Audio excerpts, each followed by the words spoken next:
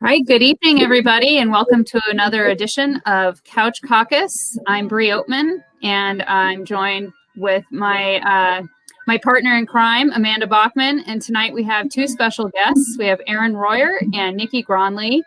And as you can tell, it is 8 o'clock. There's the bong. I will let that finish before I continue.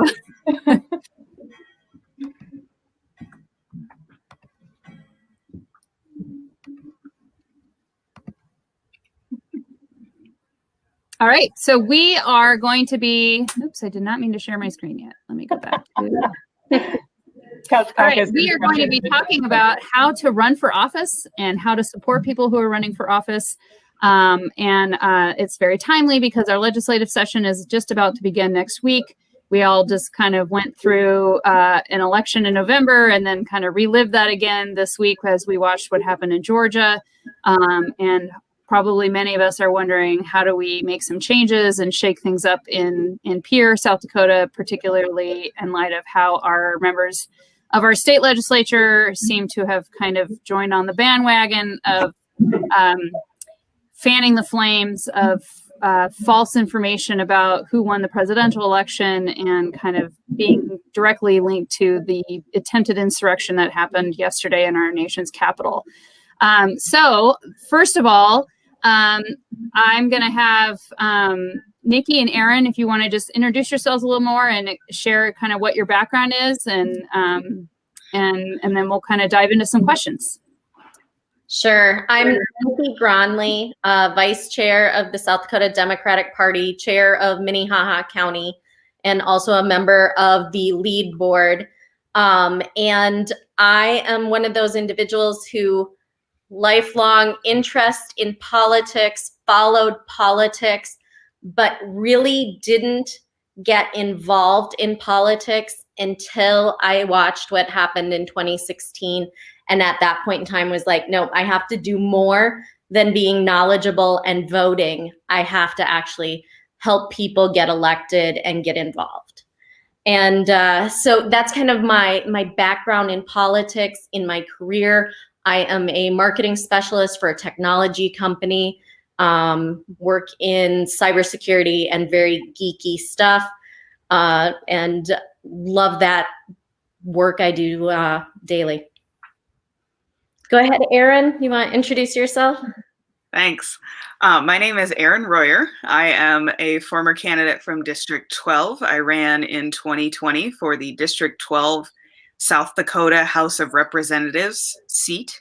I did lose by 64 votes, but I gained a ton of experience. I was the only Democrat on the ticket for the House of Representatives for South Dakota's 12th district.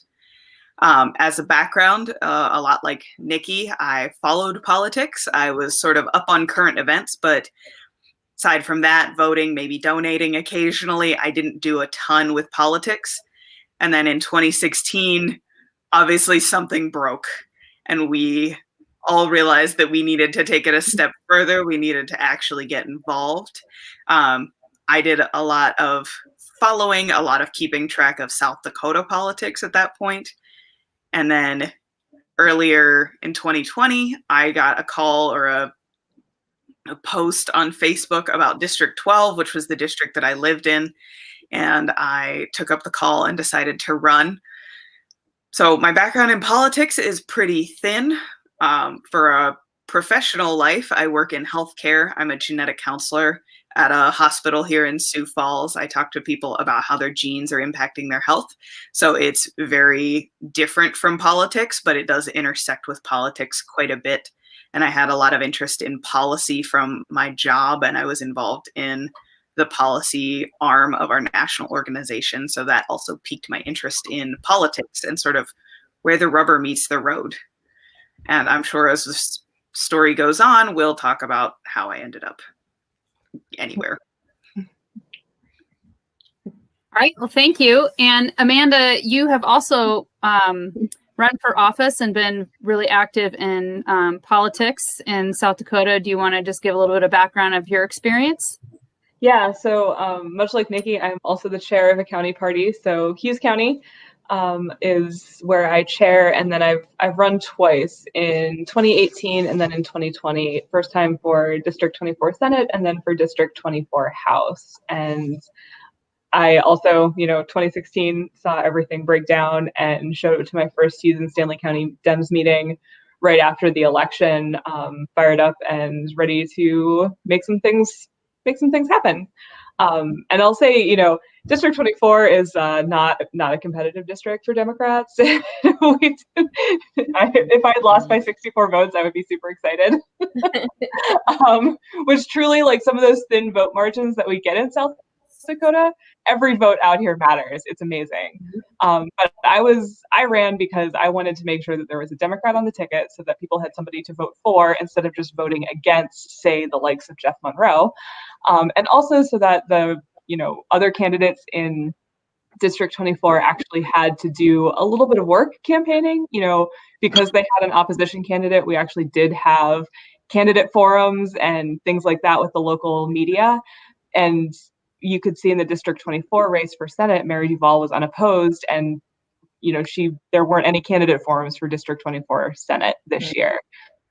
So even if it seems like a really, really long shot, I think it's really important that we have people running for office, getting that experience, and also making the Republicans go on record before an election and making them answer questions and say things out loud.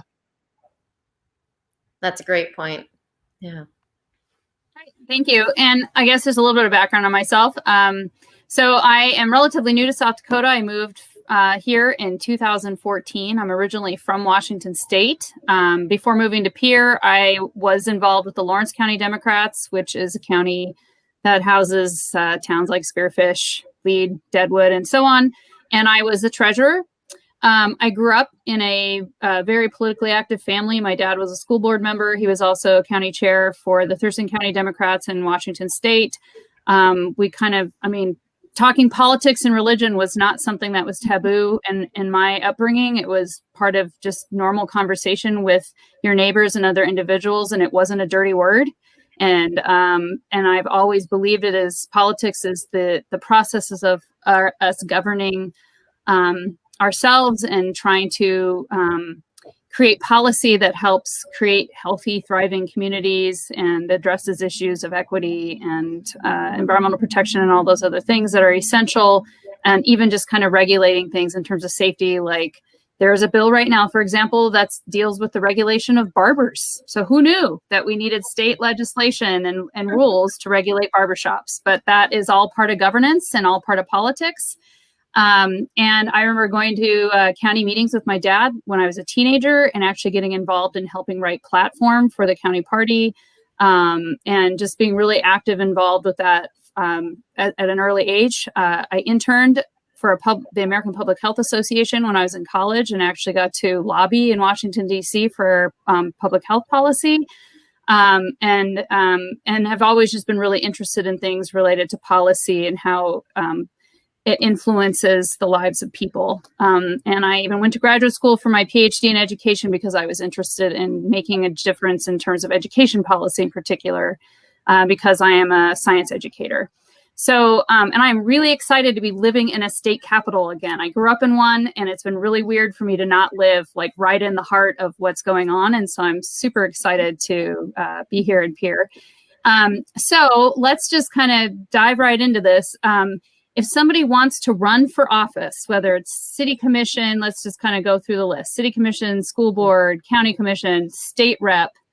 What do they need to, like, how do you even start? What do you need to do?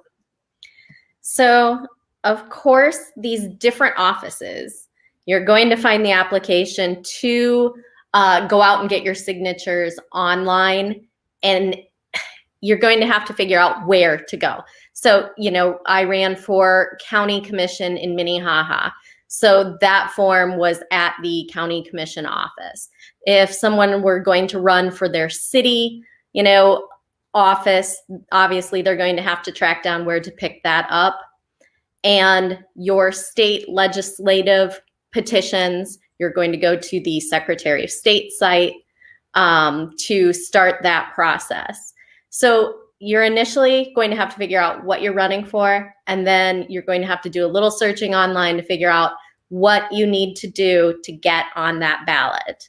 And, you know, the requirements can be greatly varying depending on where you live, what your district is like, and how many signatures. Some legislators might only have to get 50 signatures to get on, and some might need to go out and get, you know, several hundred signatures to get on the ballot. So you're always going to have to start with the level of government you're going to get into and researching how you get on their ballot. But the great thing is Google is your best friend at that point in time.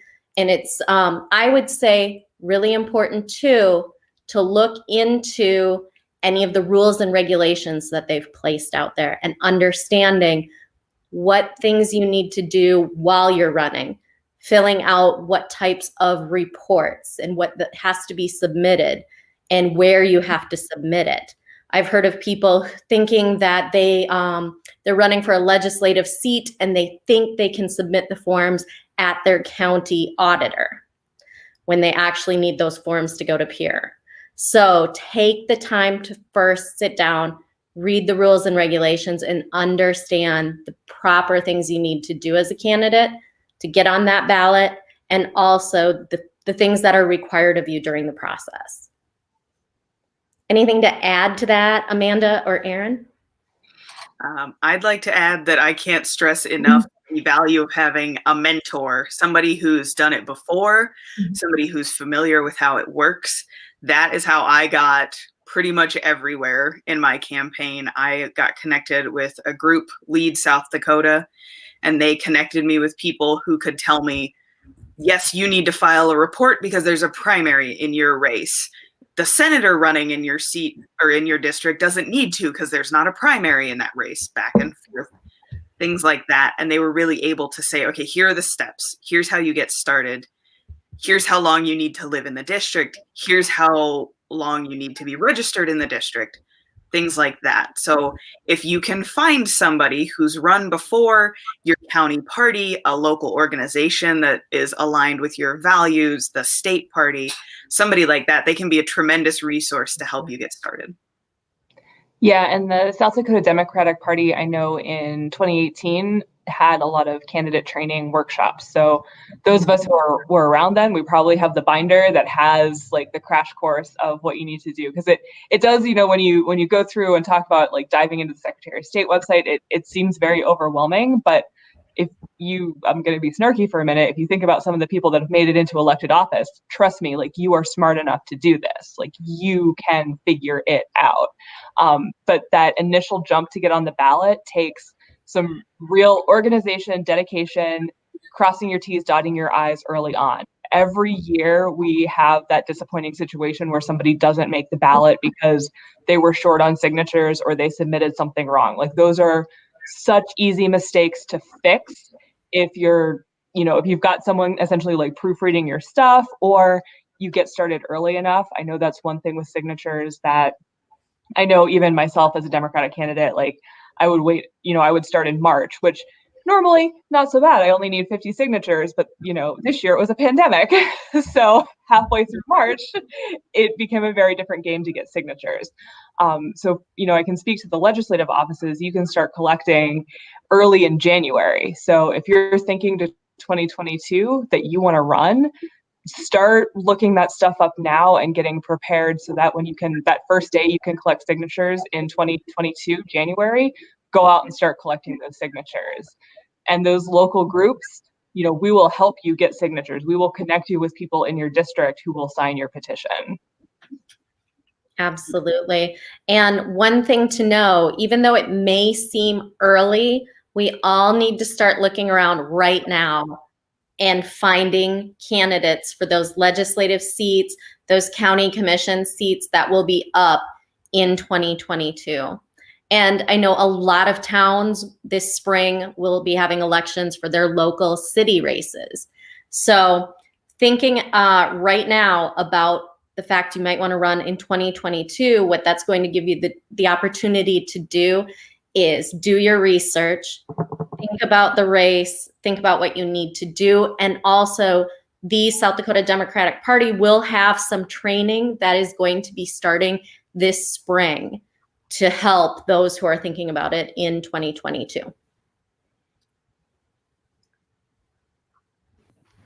All right, and I will be adding a document into the comments near the end of our time tonight that gives links to the Secretary of State website where you can get specific information about requirements for candidates who are running for state office. And then obviously, like Nikki mentioned, you will have to kind of go to your own individual county and city websites or go in person to find out, or make a phone call to find out what exactly is required in each county. However, if you are watching from various parts of South Dakota and you know that there are some local positions opening up in your city or your county or your school board, feel free to share those in the comments, whether you're watching on Facebook or YouTube. And that's helpful because maybe there's somebody else in your community that's also watching, and that'll be a way for you to connect with one another. So for example, we know for sure that there are 2 city commission positions open in Pierre that will be. And also the other thing, I don't think that this has been mentioned yet, is that, and I didn't realize this as a newcomer to South Dakota, that you don't vote in the local elections at the same time that you vote in the statewide or national elections, and it's not even necessarily when you would do a primary either. And so where I'm from, typically a local election might happen with a primary election. But what I learned, like living in Lead, for example, their city elections were in April. In Pierre, it's June, right? For if it's a city, county, or like school board position. So there's also going to be different times from when those happen. And, you know, one of the things that I'm really glad that we're doing this is moving here. It was kind of this assumption of familiarity. Like I didn't even know there was an election coming up in April as a citizen of a town in the Black Hills. And there were, you know, I was like, wait, what? Like what's happening? Like there was nothing in the mail. There was nothing for me to know, like who was running, what was going on. And so it was just, it's been a huge learning curve for me to kind of just figure out how, you know, how everything works here and how to get information. And so, so it's out there. You just kind of have to figure out how to find it. And so I have put together a document that will hopefully make that a little easier for people. It gives a link to how to find your county Democratic Party and find those contacts. So if you want to get involved on the county level, it also includes links to different progressive organizations in the state that are doing a lot of great work to advocate for change in South Dakota. And then at the bottom, there will be the links to the Secretary of State's state site. And so we'll provide that in a little bit. Okay, so I think my next question then is, the whole petition process, like I remember helping get signatures for those petitions to be on the ballot in the midst of the pandemic, which was quite interesting. So then you get your petitions, you get your signatures, you've been certified by the state that you're good to go and you can run. What should people be thinking about kind of doing next or simultaneously in that process? Like certainly you need some funding, you need to be thinking about how you make connections with people. What's next? So with those petitions, keep in mind you're going to go out and you're going to find, if you're running as a Democrat, you need to have signatures of Democrats. If you're running as an independent, you can have signatures from anyone, but the total signatures you need, it's going to be a higher level running as an independent than a Democrat. They make it a little bit tougher to get on there, but you do have more access to voters. So you're looking for registered voters in your party to sign your petition.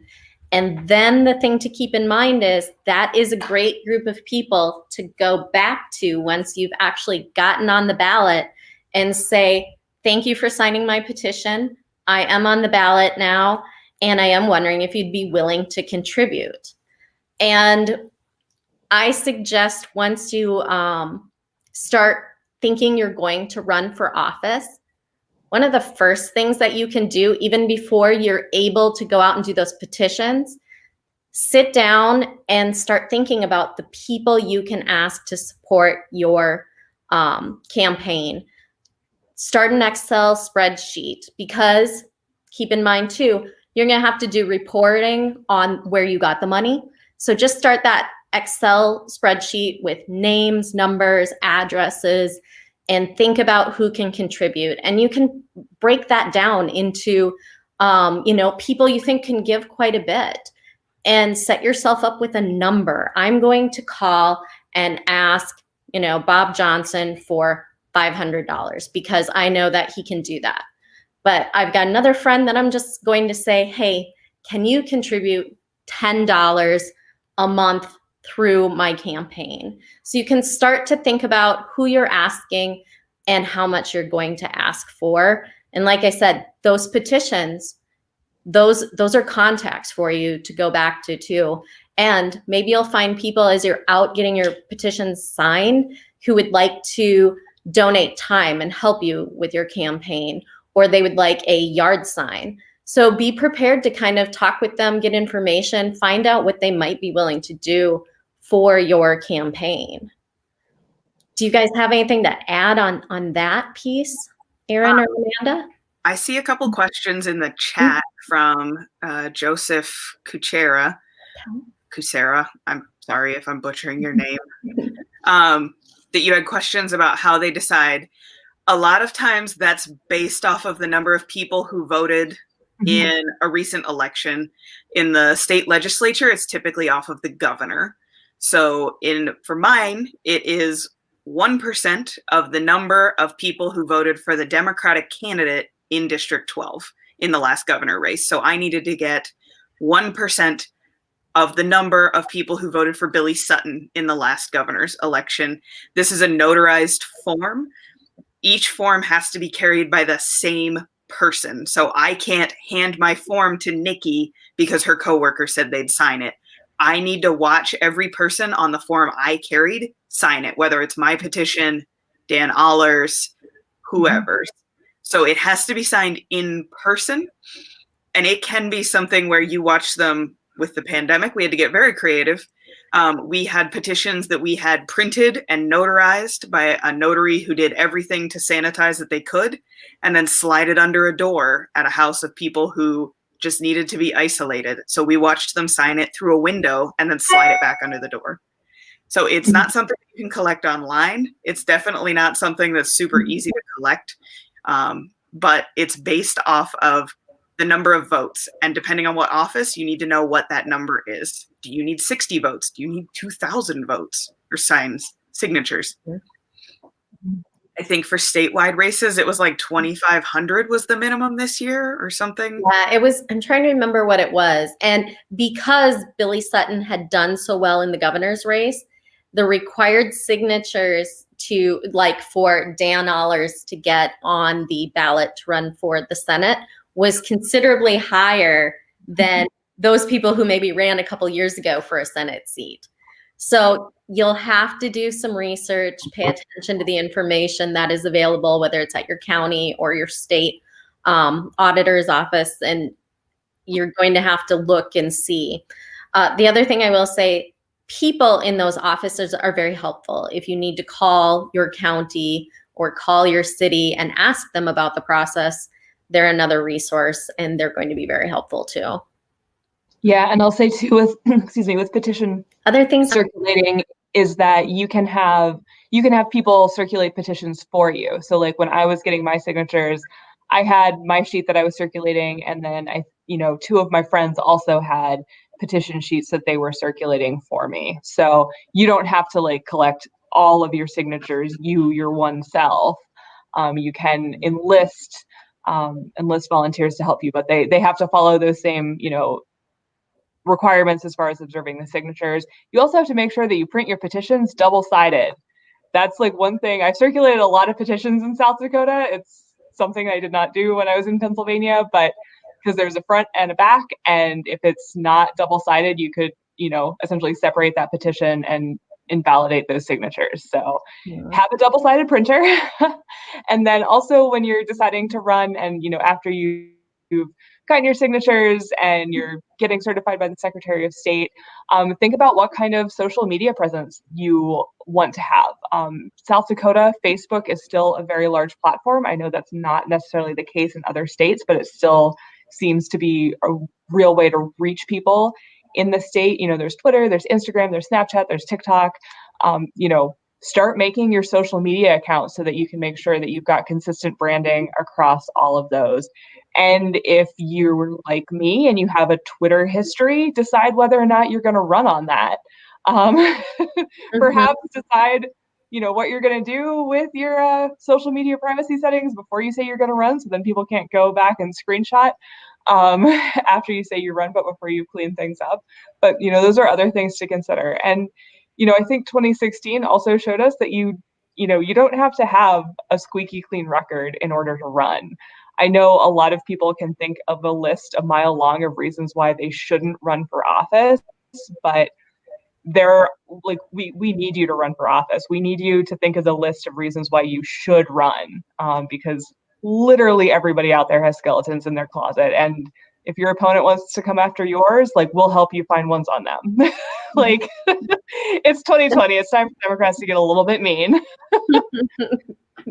But don't disqualify yourself right out of the gate. I know we have great people in South Dakota that would make great elected officials, and we just need them to take that step of being willing to run and put their name on a ballot. One of the first things I did after my petitions were submitted and you get sort of through that initial rush, one of the first things that I did was find out what are the requirements for getting a bank account. So in South Dakota, for state legislature, you have to register your campaign with the Secretary of State, and then you have to pick a bank and then go get a bank account in the name of the campaign or somehow dedicated to the campaign, because obviously it's not going to look good and it's going to be a reporting disaster if somebody gives your campaign a $25 donation and you throw it in your normal bank account. That's not going to work. So there's sort of this lull of initial rush to get petitions, and then there's a quick break, especially if you don't have a primary. There's a break where you don't have a ton you need to be doing actively right now. It's too early to be in people's faces campaigning. It's too early to be knocking on their doors. Take that time to set up your groundwork. Get your social media set up. One of the pieces of advice that I got that I really appreciated was claim your username, even if you're not going to use that social media, so that nobody else can set up a TikTok that looks like your account and use it to send out things that you do not associate with. Claim your social media. Get your bank account set up. Do you need to apply for Act Blue? How are you going to fundraise? Get all the pieces so that when you're ready to launch, you have a great platform that you can go off of. It's not, oh, we did this. Okay, give us a couple weeks, then we'll work on this. So that's where having a mentor really helped me, because they were like, this is what you need to do. This is how you need to name it. This is how all the names need to align so that you can keep track of these things in the future. And on that naming piece, I am going to say, whatever you call your campaign, Erin, what did you use? Erin Royer for District 12 or? My official campaign was Royer for House. Okay, Royer for House. Shorter the better, because if you want to put it on a sign and you want readability, shorter the better. And then be consistent. So if somebody is searching for you on a different platform or on your website, they are going to look for Royer for House because they've seen it a couple of times. So be consistent in that. It really pays off. It really helps you out. And like I said, shorter is better. Yes. And it's very tempting to be very detailed and say, I am running for the South Dakota House of Representatives, District 12. You can put all that in your bio. Don't put it in your username.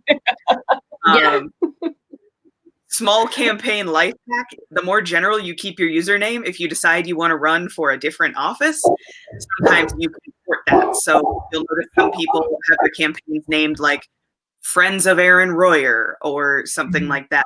Because then if they want to run for United States Senate, if they want to run for South Dakota House of Representatives, County Commission, it transfers. There's a whole bunch of reporting stuff that you have to do, but you can keep the same name. You can keep the same domains. So that was something that, we put a lot of thought into. And I was fortunate to work with mentors that knew keep it short, keep it sweet. And then I was fortunate to work with a great graphic designer that took my super short name and made it into a really good logo that we could sticker on everything that would hold still.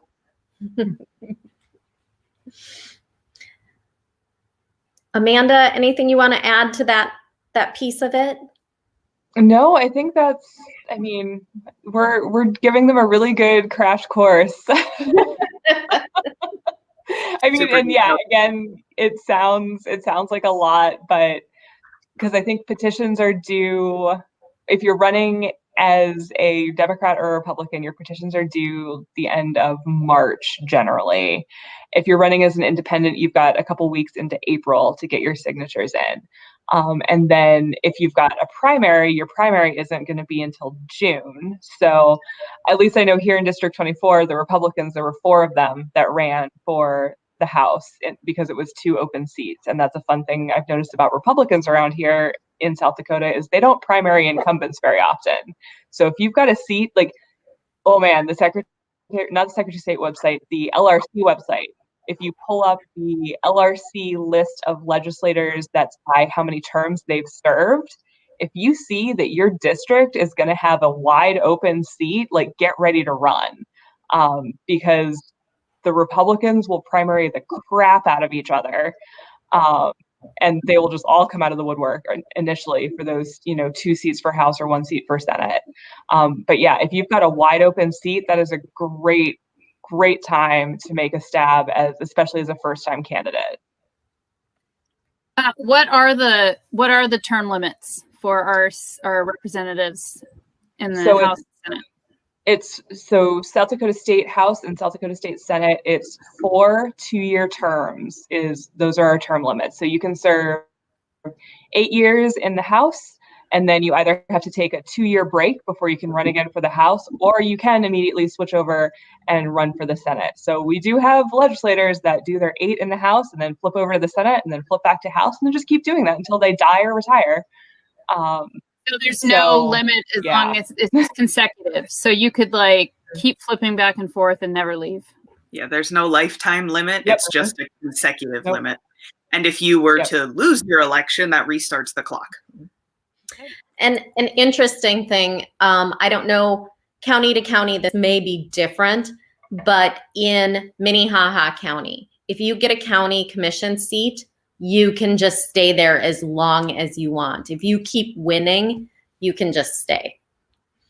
Yeah, I want to say that Hughes County, I don't think we've got term limits on county commission or Pierre City Commission. I don't think we really have term limits. And so, that's one of the things for Pierre is we've got 2 city commission seats that are up this year. There's always 2 commission seats up every year, but one of the incumbents has already said that he's not planning on running again. So we, in theory, have a wide open, Pierre City Commission seat to get somebody to run for. Mm-hmm. So yeah, those local elections, side note, when I was running for House, we also had a Hughes County Commission election as well. And there were 3 candidates. So they were also doing the forum circuit, and we were often right before or right after each other. So I spent more time paying attention to the Hughes County Commission race than I ever would have in the past. And man, those races, honestly, in some respects, are more important than the state legislature. Mm-hmm. I know when people start following politics and get into politics, yes, it was the presidential election that really got me super involved, but the local elections are, and your city, your county level, your school board level, where that rubber meets the road, that is absolutely, I cannot stress enough, where we need people on the ballot. We routinely have those elections go uncontested, which is bonkers. And we need people to be running because that is a great way to get experience. It's also, when you get elected, a great place to make impactful, meaningful decisions for your community. And then it sets you up to be a credible, legitimate candidate for much higher office. So if you're thinking, pie in the sky, I want to run for U.S. Senate, we need you on the county commission first. Like, we need to build that pipeline in South Dakota. Like, if you think that those positions are too, trifling or beneath you or like not important, like, one, you're dead wrong. And two, like, help us shake candidates out of the woodwork, because that is absolutely where we need people. Yeah. So for example, like if you care about issues like affordable housing and or things like urban gardening and having chickens in your backyard, those are decisions that are made at a local level. That's a city and a county kind of decision. And really, like if affordable housing in particular, you have to have commissioners on that city council and even on the county that have an interest in that issue and are willing to kind of actually pay attention to it in meaningful ways if you want to make any kind of inroads and making changes in your community related to those issues and that directly impact your neighbors and your kids' classmates and so on in terms of, economic development, all of those things. So much of that is going to be driven at the local level. Especially if you think about things like community block grant dollars that counties get through the federal government through a formula grant that goes to the state. And it's still a mystery to me about how that money gets allocated and who makes decisions about how to spend it. Because when I, coming from Washington State, if in the city of Spokane and Spokane County, each neighborhood could actually apply for money to do projects in your neighborhood. Like if you needed to have curb cuts for wheelchair accessibility or to support an initiative with your local Head Start and your community center or to start a community garden, all those kinds of things, those decisions can be made at a city and a county commission level, and even budgeting in terms of how they're going to prioritize that money. Like, does your city or county commission have a youth department to look at how they're supporting youth in your community and thinking about how we keep youth in our communities so they don't like graduate and go away? So all those kinds of things are really driven at the local level. And so, yeah, it's really important to think about who's running for those offices. The other thing I wanted to just bring up, there's been a couple comments in the feed, and so I just want to acknowledge people who are watching. There was a comment early on, just kind of related to what I had said at the beginning about, this idea of like the taboo about not talking about politics and religion. But what it made me think about too is something that Amanda just said, and this whole idea of generally, in South Dakota, like incumbents don't get primaried by somebody in their own party, and there's this whole concept of South Dakota nice, which on one hand is true in the sense that people seem to be pretty friendly and I moved into my house and immediately my neighbor was over helping me with furniture. But within 30 seconds, he's bringing up the protests in Minnesota and talking about how they're paid protesters and so on. I mean, and this was granted like literally the day after George Floyd was killed. And I had this like split second of like, okay, I just moved here and this is my next door neighbor. Do I have this conversation right now or do I like play it safe? And I finally was like, no, I'm not going to play it safe. And I just said, that's not true. Those aren't paid protesters. And I can imagine coming out of months of a pandemic where maybe you've lost your job and you don't know about your housing and your food. And you've spent a lifetime of living in fear of being, unfairly targeted by police or being brutalized by police. And you have, a history of this trauma and these things happening to you because of racism. I can imagine what it must feel like to be at my wit's end and to feel like I have nothing left but righteous anger. I can imagine what that must feel like. And I just have a lot of empathy right now for people. And, and what is he going to say to that? Right? Like he doesn't have empathy. But I really was kind of like, I'm drawing the line in the sand right now. Now, granted, I just went around and handed out little boxes of candy and cookie to all my neighbors to be like, look, I'm a liberal and there aren't horns coming out of my head. I'm not going to lizard tail because, we had the Biden signs out. We've got the stickers on our car.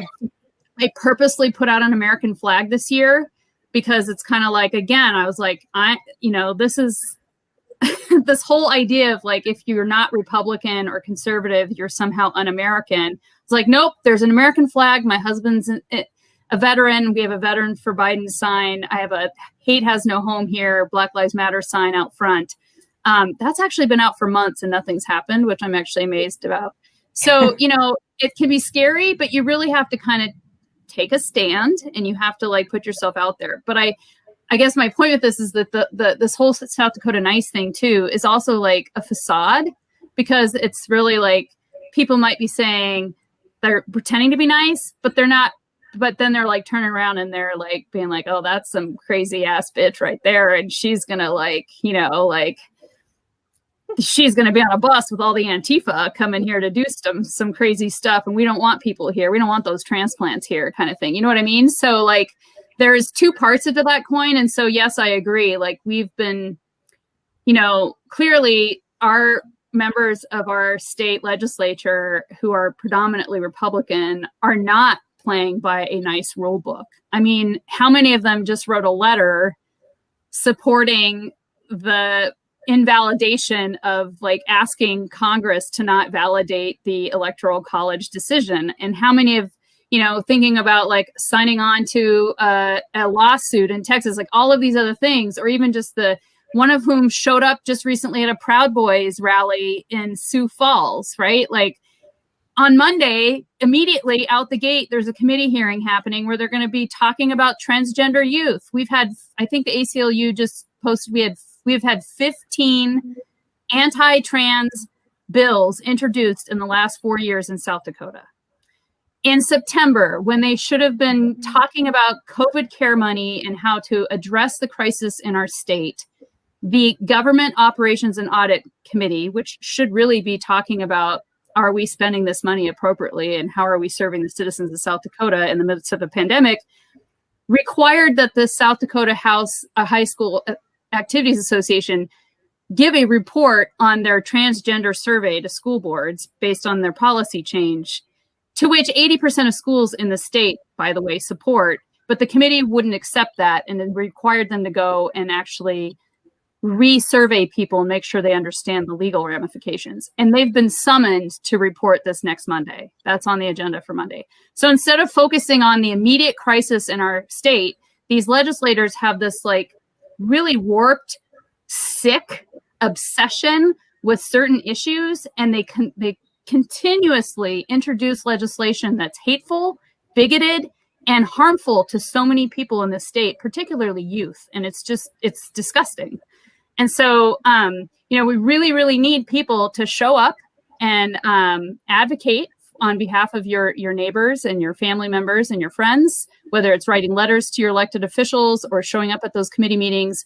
There are options to testify remotely right now, by the way, when those come out. And then running for office and, you know, taking a risk and kind of putting yourself out there, because even if you don't get elected, the fact that if you're in a candidates forum and you're sharing your ideas about these different policies, if you're not there to do that, then it's an echo chamber and everybody watching is hearing the same exact thing over and over again. And a great example of that, I think, is with the marijuana initiatives. You know, in our candidates forums in our district, like, you know, Amanda was the only one advocating for, and this happened in many districts, you know, one of those candidates is clearly advocating for both of those. And when others aren't, which also kind of gets me to another question, just kind of that head scratch about like people voting for that initiative or those initiatives, but then voting for candidates that oppose those initiatives. So there's also kind of this like cultural thing that needs to change here where people just kind of like, and it happens everywhere, right? Where you have party affiliation and you just kind of blindly vote party line and you don't really put a whole lot of thought into who you're voting for in terms of what are the issues that you care about and making sure that the people representing you also care about those issues. I think some of that is, so the Republicans have gotten out in front of us on the messaging. They've managed to brand Democrats as something that they just aren't. And that messaging kind of fell apart in the last 2 weeks because leading up to the Senate runoff, the messaging literally became vote for Democrats and you'll get $2,000 for stimulus, possibly every month until this pandemic is over. And they sort of got to the point where even people who like don't like Democrats were like, that doesn't sound like a bad thing. $2,000 of the taxes that I've paid over my lifetime back in my pocket when I'm suffering, when I haven't worked, or even, you know, if you're doing well, you can be like, you know what, I'll just spend it on that thing that I've been holding off on buying, whatever. But Republicans sort of got out in front of us on the messaging. So I would have people, and I'm sure Amanda and I'm sure Nikki encountered this at various points. I would have people that I was talking to, and we agreed on every single thing we talked about. People should be able to live their lives in peace. People should be able to live their lives with dignity. Like, down the line, schools should be good. Teachers should be paid well enough that they stay in our community. All of these things. And then when they got to the part where there's a D behind your name, they couldn't stomach it. And that's because there's a label, a perception that Democrats eat babies for breakfast and want to take everyone's guns and want to tell everyone what clothes they need to wear for the rest of time. Venezuela was the key word this year. I didn't get into it. You don't want to get into an argument on anybody's front porch. But Venezuela was the key word this year. And they've gotten out in front of us. And part of it is the fact that when one party is willing to just, I'm going to swear, I hope we're allowed to swear, nobody's allowed to just get up. It's really hard to counter that because like, you're trying to run as the party of decency. Mm-hmm. And it's really hard to counter, like, these people are nuts. It's really hard to counter that without sounding mean. And we don't want to be mean, but we also don't want to just like stand there and take it, because then you have people running around saying you can't vote for Democrats. You can vote for every single policy the Democrats want. You can vote for independent redistricting commissions. You can vote for recreational marijuana. You can vote for police reform, whatever, but you can't vote for a Democrat that supports those policies. And I think we're slowly getting to the point where we've figured out how to message that. And I'm really hoping in the next couple of years, from the top down, this is not just South Dakota Democrats, this is nationally. From the top down, Democrats need to learn how to present that information. They need to learn how to say, here's what you're hearing, and here's why it's crap. Rather than being like, we're not going to engage in a mudslinging debate with people who have no connection to reality anymore. Sorry, we got a question. I don't remember what the question was originally. I'm sorry. Okay. You know, the interesting thing is how many articles I'm seeing out of Wisconsin, Nebraska, Nevada, and it mirrors what we're experiencing here, where they have Republican legislatures, they have less and less Democrats in those offices, but they are passing things that are progressive issues. And really around that like 2006 to 2008 point is when that change happened. And it's right now one of those things that we're going to be working on a research project here in South Dakota and digging into some of this and trying to get to the bottom of that disconnect. You know, that thing that's happening where they're choosing a Republican with no experience, and they really don't have the skills or talents to bring anything to that role. And we had some extremely competent, wonderful candidates who were losing to people who really go to peer and don't offer much. And so, you know, that's one of those things that we're going to be working on really hard this year. And by June, being able to offer up some direction in that area too, hoping to help candidates so that as you're tailoring your message and you're thinking about your conversations, hopefully we'll have some great nuggets in that for people to you know, take out there. We had brought up those local offices and the importance of local office. I wish that there were more people interested in like county commission. Depending on your county, I mean, you might be doing things that impact behavioral health issues. You might be doing things that impact your local jail system.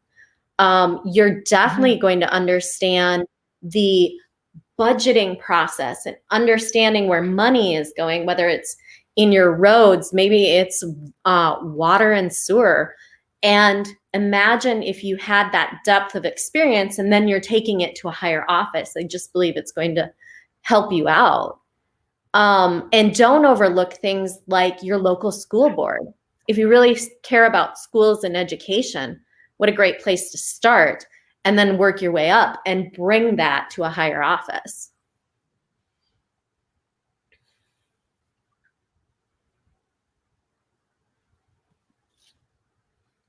Yeah, I think so. Shoot, I just lost my train of thought. There was a question I was going to ask you guys related to this. Okay. Well, it'll come back to me while I just kind of stream of consciousness. In the chat, so if you're watching us in the comments, I put a link to the Google Doc that has been created that has the links to those different progressive organizations. It has a link to the State Democratic Party page and specifically to the page that gives information for all the county parties for you to get involved on a local level. And again, even the county party level, like it doesn't always have to be about voting in elections. You can show up and you can say, hey, you know what? Food insecurity is a real issue in our community. Can we put ourselves out there and help replenish supplies in the food bank? Can we do some other issues, which, isn't a bad thing because it puts yourselves out there as a group of people who actually care about other people. And so then when it does come time for elections and all those other things that we find interesting, but maybe not other people do, hopefully people remember, that's the group that showed up for us and they helped me and those kinds of things. And so really it's like showing up for people and it's showing up to, in your community in different ways. And so, I'm thinking in terms of just kind of like putting your name out there too. Sign up for Caucus, Rotary, all these other civic organizations. Think about city, county commissions or committees that have community membership on them for citizen input. You can show up at meetings and you can testify. You can get involved in those different kinds of things. But yeah, you kind of have to find out how you get involved in your community. Maybe there's even associations that your church is affiliated with or other organizations that you can get involved that are working on different issues in your community that aren't necessarily connected directly to government, which is, again, another way to be advocating for change and for policy decisions. And similarly, there are state boards, and they have positions that come open periodically based on different expertise. And so that I put a link for the state board website as well, where you can see what all those boards are. And even if it's just testifying at one of their meetings and contributing to something, if you see something on their agenda and you want to contribute, that's also really important.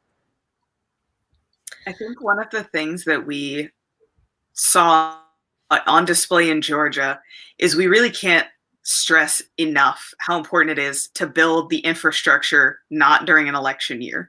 So there's a lot of waiting for the right candidate to come along and we'll all just rally around them. The voters will show up, everything, it'll just be magic. And Stacey Abrams didn't take a risk on that. And that's what we need. That's how you get states that look ruby red on a map, but aren't, to actually start to shift, to be able to give people, in a lot of places that are red, South Dakota got called for Donald Trump at 7:03 after the polls closed or something like that. Yeah. Everybody knew how that was going to go. But to some extent, a lot of people get discouraged by that. I'm living blue in a red state. What's the point of showing up to vote? I'll vote for county commission. I'll vote for whatever. But you have to build that infrastructure. You have to build those community groups. And you can't, if you want to get involved, by all means, join us, get involved. This is going to be great. But you can't get discouraged if the one plan doesn't work out on the first swing. You can't walk away. As a candidate, you can't just run, and then if you don't win, you pack up your ball and you go home. Continue to reach out to the people that were active on your campaign Facebook page. Continue to reach out to people that you had really good conversations with, even if they're not from your political party. You can't just say, we tried, we lost, we'll try again in 2022. That's not how Georgia got flipped, and that's not how South Dakota is going to get rebuilt. Yeah, and I kind of want to piggyback on that a little bit because it's relevant to us right now. Georgia, there was this great tweet right after the election was called in Georgia, and it said, the reality of this is that it isn't that Georgia was red all this time. It's that there was massive voter suppression all this time, right?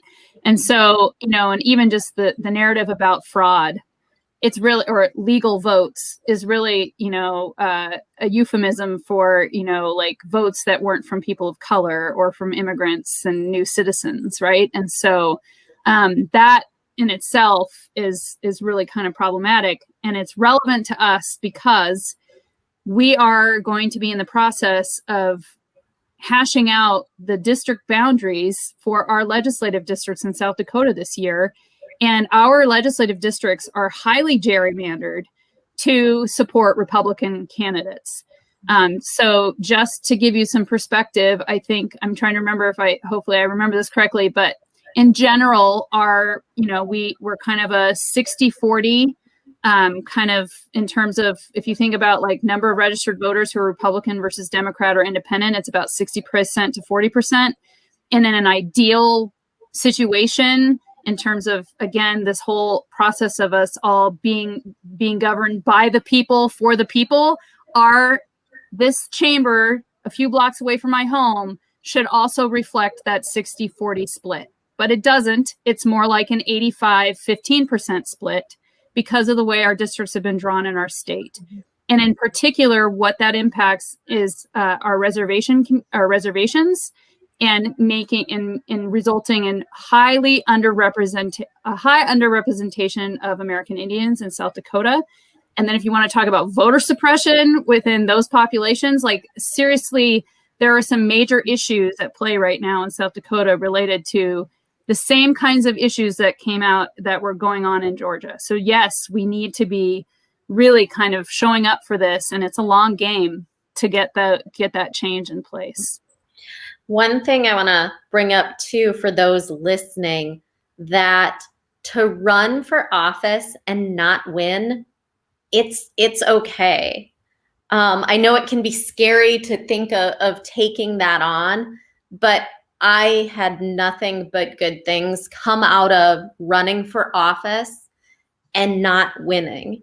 I ended up on 2 county boards after the loss. One of those county boards is a group called Safe Home, where we in Sioux Falls have a facility for individuals who are alcoholics, who have been homeless, but we give them a home.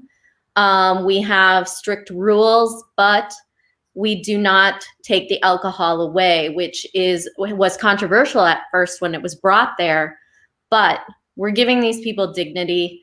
They weren't going to give up the alcohol. And the interesting thing is AA is offered there, and they have found people who have sobriety. And they've got those individuals who are staying there in their sobriety because they just need that setting now. And I wouldn't have found that opportunity if it weren't for running for office. You will meet so many people, your name recognition will go up, you'll find other opportunities, and running again somewhere along the way is probably something I will do. I enjoyed running for office. It's really about relationships and connections. That's what you're doing, and that's why Erin did so well. She's great to talk to, and her wonderful personality is the reason that she came within 64 votes of Arch Beal, who is a very well-known person in Sioux Falls. So look at it as you may run once and you may have to run again, and that's okay. I know that we have a county commissioner in Sioux Falls who ran like 8 times before he got elected, and it got to the point people started to think he was the incumbent because they just were so familiar with his name. And, it's like he was just persistent. He kept it up and then, got into office. So don't feel bad about those losses. You're going to take so much away from running for office.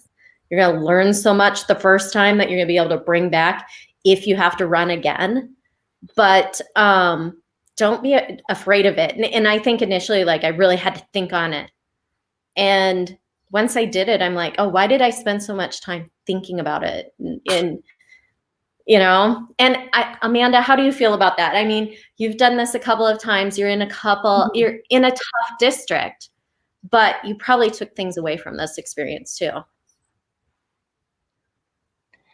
Yeah, I mean, it is it's also, as you know, I don't know, it probably sounds a little bit self-serving, but it gives you a platform. So if you wanted to, speak on these issues and, be sort of more involved and more visible in your community, running for office is like kind of a shortcut way to do it.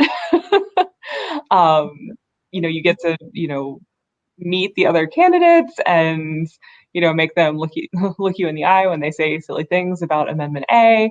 But yeah, it was a really, and it was one of those experiences that I think a lot of folks, and especially, I'm firmly in the millennial generation. I'm on the sort of older end of the millennials, but like, this is our time to start, being the candidates that are running for office and serving in elected positions. We need younger candidates to get out there and get elected. Some of the only ways that we're going to, change some of the things in our communities are if we've got some new perspectives in office. And, one thing I wanted to touch on before we end, because we're at an hour now, but a lot of the things about running for office were like, trying to convince you through a screen to consider it. But if you're like, no way in hell I'm ever going to run, I bet 5 people who would be great in elected office. And one of the things about convincing people to run is that they need to hear it from like 3 different people. So start recruiting. Start telling your friends. Like, I was on a Zoom call with some high school friends on New Year's Day, and the one guy, his dad, everybody in my hometown like knows his dad, and we were joking, we're like, Rob, your dad should run for office. And I'm like, yeah, your dad should run for office. Like, he would be great in the, whatever, because he's, great guy, super, interesting opinions, whatever. He'd be awesome. But, he's going to need probably 5 people like telling him, yes, you should run. I will support you. I will help you, work on your campaign. So start, looking at your local organizations, look at your friends, look at your family members, and be like, I want you to run for office. I want to be able to vote for you. The other thing to keep in mind with session coming up, you can go and watch session and see what happens. So it's a great time right now to think about it. They are going to be following CDC guidelines, I'm told. Wear your mask, be prepared to stand away from others. But with the Democratic Party, they caucus, and that caucus is open to the public. They're going to be, spacing out the seating in there. Keep that in mind. But you are able to go and see how this works and experience it. And you have that opportunity starting January 12th. Mm-hmm. Yep. Yeah, and then just to, I want to kind of just close this up in terms of how you can use us as a resource as well. So obviously, Nikki mentioned at the beginning that she is directly connected with the state party, and the state party has a website. They've got a Facebook page. You can message them. You can check their page regularly for comments. I highly recommend that you look up the South Dakota ACLU. They have an action alert where you can get emails. You can sign up on their mailing list and get emails. Also follow them on Twitter if you're on Twitter. There's look up your county party and see if they have a Facebook page as a way to stay connected and find out what's going on.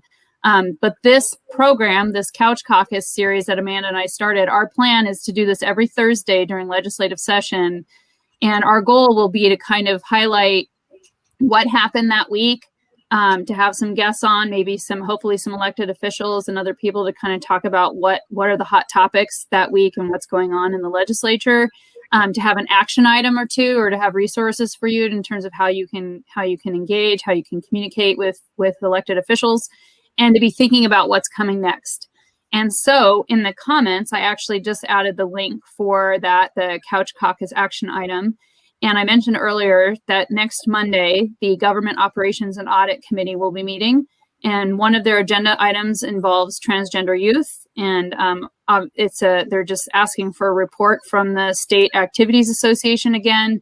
But obviously my concern is that they're going to then use that as kind of fodder for thinking about legislative action, or even just to kind of be just beating this issue over and over again, even if it doesn't end up with some legislative action.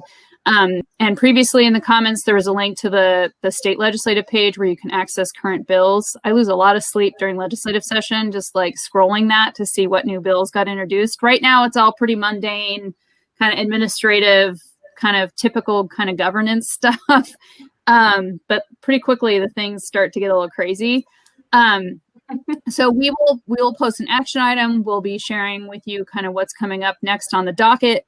And hopefully that will be useful for people to find out ways to be more involved. And so we ask that you share the link to our live stream. Obviously, it can be watched after we sign off tonight. It's always out there on YouTube or our Facebook page.